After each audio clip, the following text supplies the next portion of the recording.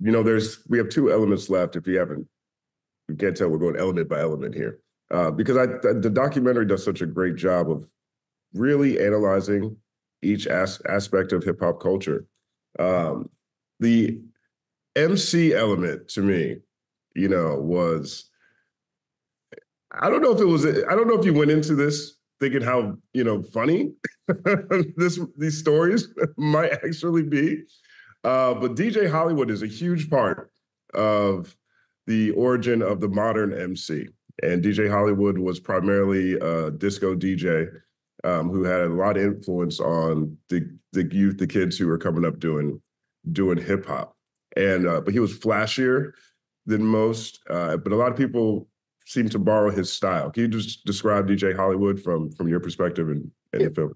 Yeah, and in the movie, we had a section talking about the distinction from the disco DJs and the hip hop DJs, because you had disco DJs who actually rapped, but a lot of the purists don't consider them hip hop because they didn't involve the whole totality of it.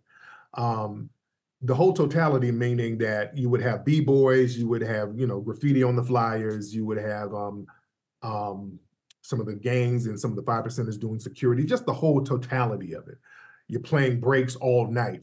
Whereas the Hollywoods, they would play a lot of disco and R&B records and kind of rap over certain parts of the R&B records. They wouldn't really mix them back and forth, but they would rap like radio DJs would, because that was a hot thing at the time. Radio DJs would say little slick stuff over records on the air. Hollywood rap bars over disco and R&B records.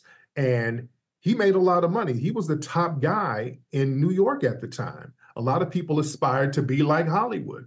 Melly Mel got a lot of his style from Hollywood. A lot of people got that. In fact, the Sugar Hill Gang, the Rapper's Delight, that sound like what Hollywood was doing. The whole Big Bang, that sounds like Hollywood. Even the Hotel Motel, that's Hollywood was doing all that stuff. So he was very, very influential in the early hip hop. I think the Fatback Band, who made the actual first rap record, technically rap record, I think they heard Hollywood at a club and then they emulated what he was doing with Personality Job. So his position in hip hop and the influence on hip hop, it's there. And his story needed to be told because he's been left out a lot of the narrative. And I thought it was very important to get him in there to tell his story. And he was very funny in the film too. And we showed some of the people who opposed some of his thoughts, like Charlie Rock was like, well, no, Hollywood told us to get out of here with that hip hop stuff. He didn't like it, which he didn't, because Hollywood and his justification was like, I'm playing in upscale clubs. You got to have shoes. You got to kind of be well dressed. These are hustlers in here. I'm making $1,200 a night in the 70s. This guy is in his early 20s making that kind of money, driving Cadillacs around Harlem and the Bronx. And he's like, I'm not going to a basketball court party for free, So I get it. So we have to tell that whole story and put it in the right context. Yeah.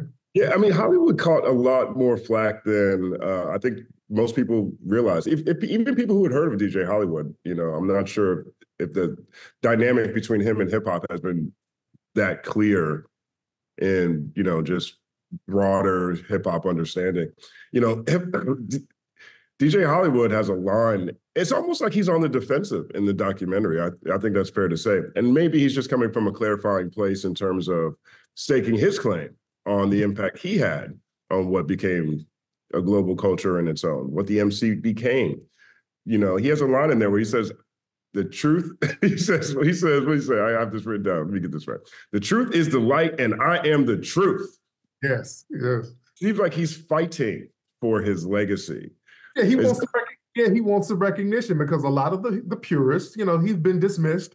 And I would say justifiably so to a certain degree, because again, those guys, the Melly Mells and the Cazzes and those guys, I've heard some stories about, them trying to get in those clubs that Hollywood was in, and they were adamant about not letting them in. There was one story I heard that one of the bouncers pulled a gun on some of Melly Mel and those guys. Like, hey, y'all better get away from here. It was like really that bad. Like, we don't want y'all nowhere near here. Because again, Hollywood was rapping and rhyming on the mic, but he was just playing to a non-hip hop crowd. So that was the thing. So that's where the mix-up comes in. Now, later on, Hollywood would play to the hip-hop crowd. So when hip-hop became very popular later on, you could hear mixtapes of Hollywood and Grandmaster Flash and all of these people kind of playing at the same venues a little later. But a lot of them didn't forget early on, Hollywood was kind of fronting on them because Hollywood was the guy. And he was like, hey, I can't have y'all in here in sneakers and jeans messing up my money up here. So I get it from both sides. I understand from both sides.